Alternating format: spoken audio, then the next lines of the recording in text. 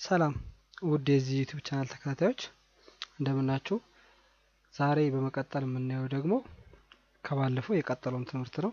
ይህም ክፍል ትምህርት የመጀመሪያው ሆም ታብ ውስጥ የሚገኘውን ክሊፕቦርድ የሚባለው ግሩፕ ውስጥ ያሉትን ማለት ነው። ይሄ ታብ እንዳልኳችሁ ባለፈው። ስለዚህ እዚህ ታብ ውስጥ ደግሞ ብዙ ግሩፖች አሉ። የመጀመሪያው ክሊፕቦርድ ነው። ከዛ ፎንት የሚባል አለ። ከዛ ፓራግራፍ፣ ስታይልስ እና ኤዲቲንግ ነው። እነኚህ ነገሮች በራሳቸው መክፋፊያ መንገዶች አሉት ማለት ነው። ስለዚህ መጀመሪያ የምናየው ነገር ምንድነው? እንዴት አድርገን ኮፒ ፔስት እና ካት ፔስት ማድረግ እንዴት እንደምንችል እናያለን ማለት ነው።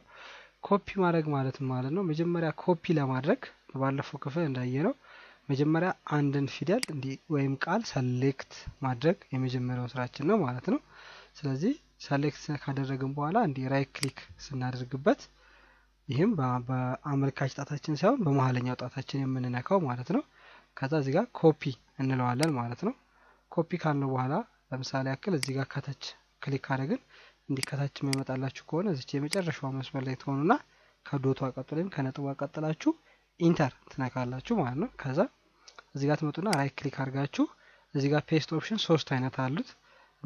ከነኚህ ውስጥ ኤ ያለችበት ኪፕ ቴክስት ኦንሊ የሚያደርገውን አለበለዚያ ደግሞ መርጅ ፎርማቲንግ ወይም ኪፕ ሶር ፎርማቲንግ የሚለው ማለት ነው። እኛ ለጊዜው የሚያስፈልገን ቴክስቱን ብቻ ስለሆነ ኤ ላይ ያለችውን ክሊክ ስናደርግ ኢትዮጵያን እዚህ ጋርም አለችን ከዚህም ጋር ያደርግናል ማለት ነው። አሁን ለምሳሌ አትሌትስ የሚለውንም ከፈለግን ሰሌክት እናደርጋለን። ከዛ ራይት ክሊክ አድርገን ኮፒ ካልን በኋላ እዚች ጋር ክሊክ አድርገን ወርታች መሄድ ስለማንችል እዚች ኤ ጎን ክሊክ አድርገን ኢንተር ስንለው ወርታች ወድልናል ማለት ነው። ስለዚህ ምን እናደርጋለን? እዚህ ጋር ራይት ክሊክ አድርገን ኤን ስንነካለት ወይም ፔስት ኦፕሽኑን ስንነካው ምን ያደርግልናል? ፔስት ያደርግልናል ማለት ነው። ይሄ የመጀመሪያው መንገድ ነው ማለት ነው።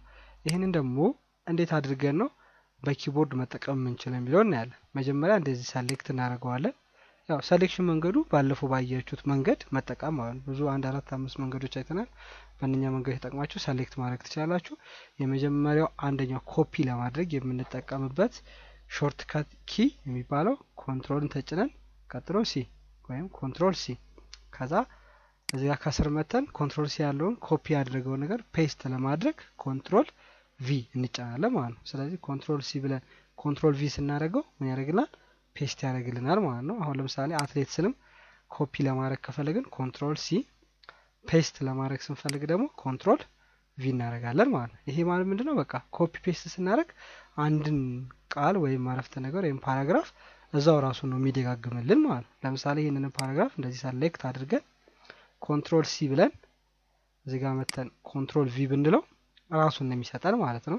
በተጨማሪም እንደዚሁ ሰሌክት አድርገን ራይት ክሊክ አድርገን ኮፒ ብለንም እዚህ ጋር ከታች መተን ኮንትሮል ቪ ብንለው ራሱን ወይም ፔስት ብንለው ራሱን ይሰጠናል ማለት ነው።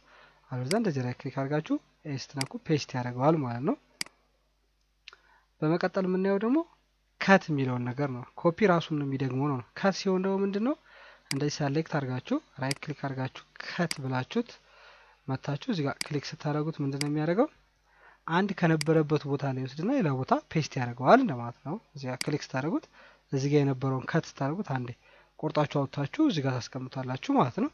ለምሳሌ አትሌትስን እዚህ ጋር ካት ብናደርገው ሰሌክት አድርገን ራይት ክሊክ አድርገን ካት ብለን እዚህ ጋር መተን ኢንተር ብለን እዚህ ጋር ራይት ክሊክ አድርጋችሁ አሁን ፔስት ብታደርጉት ይሄው ከአንድ ቦታ ይቆርጠውና እናንተ በምትፈልጉበት ቦታ ላይ ፔስት ስታደርጉት ይቀመጣል ማለት ነው። ለምሳሌ ይሄንን ፓራግራፍ ወይም አንቀጽ እዚህ ጋር እንዳለ ራይት ክሊክ አድርጋችሁ ካት ብላችሁ ከዚህ በታች ራይት ክሊክ አድርጋችሁ ፔስት ብታደርጉት ቦታውን ይቀያይርላችኋል እንጂ ይረናል ማለት ነው። ኮፒ ፔስት ሲሆን ግን ምንድነው? ራሱን ይደጋግማል ነው።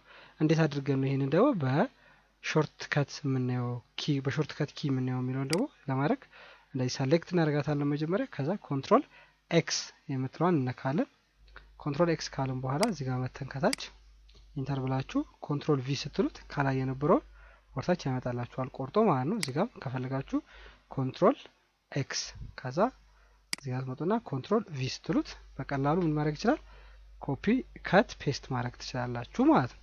ስለዚህ ኮፒ ፔስት እና ካት ፔስት ለማድረግ ስታስቡ መጀመሪያ ምን ያስፈልጋችኋል? ሰሌክት ማድረግ ያስፈልጋል ማለት ነው። በባለፈው ባየነው ክፍል መሰረት እናንተ ሰሌክት ማድረግ ትችላላችሁ ማለት ነው። በመጨረሻም የምናየው ነገር ለምሳሌ ያክል እዚች ጋር እዚህ ሆቨር ስታደርጉ ወይም እንደዚህ ቁጭ ስታደርጉ ፎርማት ፖይንተር የሚባል ነገር አለ። ይህን ፎርማት ፖይንተር ምንድነው?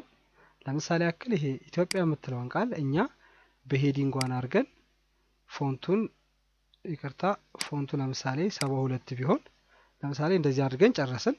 ከዛ አሁን እኛ አትሌት ስም ልክ እንደ ኢትዮጵያ እንድትሆንልን ከፈለግን ምን እናደርጋለን? በቀላሉ እችን ፎርማት ፖይንተሯን ክሊክ እናደርግና እዚህ አትሌትስ ላይ መተን ደብል ክሊክ ስናደርግ ራሱ ነው የኢትዮጵያን የመሰለችውን ደብል ኢትዮጵያን ብለን ያደረግነውን ሄዲንጓንና ፎንቱን 72 ራሱን ይደግምልናል ማለት ነው።